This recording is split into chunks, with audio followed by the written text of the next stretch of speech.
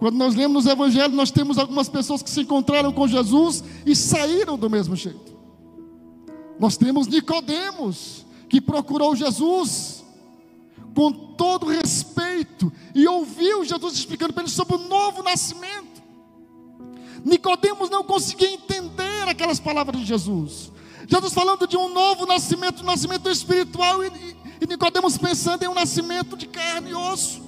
E ele disse: mas Senhor, como é que pode uma pessoa adulta voltar ao ventre da mãe e nascer novamente? Jesus disse: mas você é mestre em Israel e não consegue entender isso? Nicodemos, não estou falando desse nascimento, eu estou falando de um nascimento espiritual, da água e do Espírito. E João 3 relata essa história de Nicodemos, e nós entendemos e vemos que ele aceitou o convite de Jesus para seguir. Ele foi transformado pela palavra direta de Jesus. Mas nós temos também um homem que não é relatado o seu nome, que é apenas apresentado como um jovem rico, que procurou Jesus com elogios, inclusive, para receber de Jesus orientações sobre como ser salvo. O que eu faço para ser salvo? Ele não tinha a melhor pergunta. Essa foi a melhor pergunta que alguém pode fazer: o que faço para ser salvo? Foi a pergunta que o carcereiro de Filipos fez para Paulo, e era tudo que Paulo queria ouvir: crê no Senhor Jesus, será salvo tu e tua casa. E o jovem rico perguntou para Jesus a pergunta ideal, para a pessoa ideal, mas ele não gostou da resposta. Jesus disse: como é que estão os mandamentos? Você está cumprindo direitinho? Cumpre os mandamentos.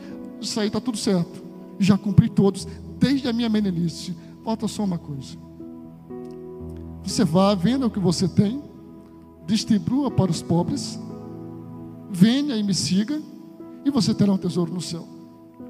E diz o relato bíblico que aquele jovem saiu cabisbaixo, desanimado, pensativo sobre essa necessidade de se desfazer dos seus bens. Veja bem, ele se encontrou com a palavra viva que é o próprio Senhor Jesus. Ele ouviu do próprio Jesus a instrução certa, mas ele não quis aceitar.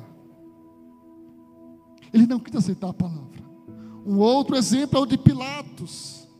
Pilatos, quando estava julgando Jesus, ele sabia que Jesus não tinha culpa nenhuma. Ele via que Jesus era inocente, mas ele quis arrotar sobre Jesus uma autoridade, e disse: você não vai me responder sobre o que estou lhe perguntando? Você não sabe que eu tenho autoridade para lhe crucificar ou libertar você?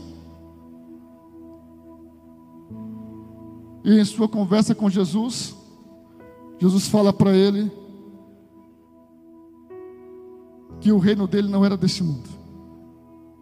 E Pilatos diz: então você é rei. Jesus disse: eu para isso vim. Eu vim para testificar a verdade.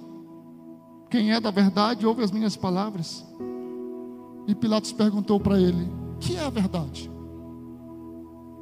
E esse texto sempre me chamou a atenção, porque Pilatos perguntou para a pessoa certa, mas não esperou resposta. Que é a verdade? Quando você lê no relato de João, Pilatos pergunta, mas no fundo ele não quer conhecer a verdade, porque ele não espera de Jesus a explicação sobre a verdade. Diz a Bíblia que ele perguntou para Jesus e foi lá para a multidão. Ele estava diante da pessoa certa, ele estava diante da resposta certa, mas ele não quis.